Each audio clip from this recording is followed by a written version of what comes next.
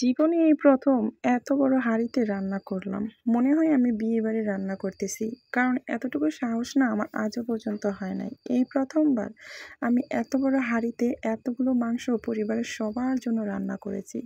না হয় 15 থেকে 16 জন মানুষ হবে, এদের সবার জন্য আমার রান্নাটা করতে হয়েছে। বাড়িতে ঈদের দিন সবাই অনেক বেশি ব্যস্ত। তো ভাবলাম যে আমি রান্নাটা বসাই দিই, না হয় সবাই কখন খাবে। সেজন্য কিন্তু আমি প্রথমে এগুলাকে সবকিছু নিয়ে ভালো করে ধুয়ে নিয়ে আসলাম। এখন কিন্তু এখানে রান্নাটা বসিয়ে দিব। তো আসলে কি বলবো, এক তো এত বেশি গরম পড়ছে, গরমে গলাটাও বসে গেছে।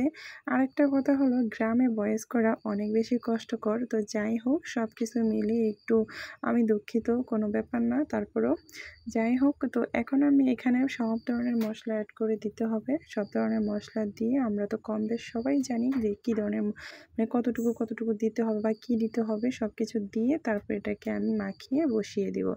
আসলে এটা মাখাতেও আমার অনেক বেশি কষ্ট হয়ে গেছে, যেহেতু গরুর মাংস কাটা হয়েছে, অনেক কাজ করা হয়েছে। তো এইবার কিন্তু আসলে গরুর বুড়ি কারা কারা পছন্দ করো অবশ্যই কমেন্টে বলে যাবে। আমি এবার নিজের হাতে কিন্তু পরিষ্কার করেছি গরুর বুড়ি, কারণ এটা কিন্তু আমার কোনো অভিজ্ঞতাই নাই। এই জন্য আসলে আগে বাবা যখন ছিল তখন সে নিজেই সব কিছু করতো। এখন আমার কোনো অভিজ্ঞতা নাই। এটা যেহেতু বোনের বাড়িতে, তো এই জন্য আসলে আমি অনেক দিন পর এটা করলাম। আর এগুলো আমার দ্বারা তো হয় না কখনো। পরিবারের ছোট মেয়ে হিসেবে আমি কখনোই মানে এতগুলো মাংস বা এত রান্নাবান্নার আয়োজন কখনো করি নাই। এই ফার্স্ট টাইম।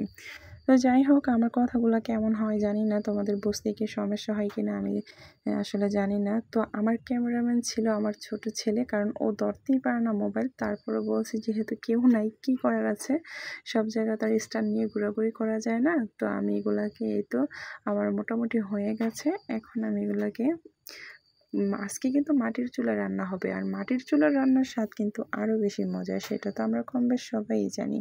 যেহেতু শহরে থাকি আর গ্যাসের চুলায় রান্না করতে হয়, কিছু করার নাই।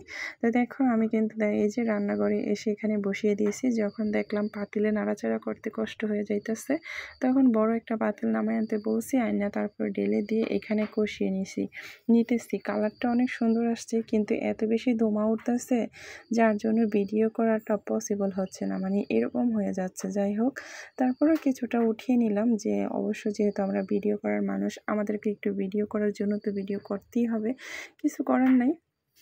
যাই হোক, আমি জানি না কেমন হয়েছে। আজকে আমার ভয়েস করতে আমার একদম ভালো লাগতেছে না, মানে কেমনই জানি হইতেছে।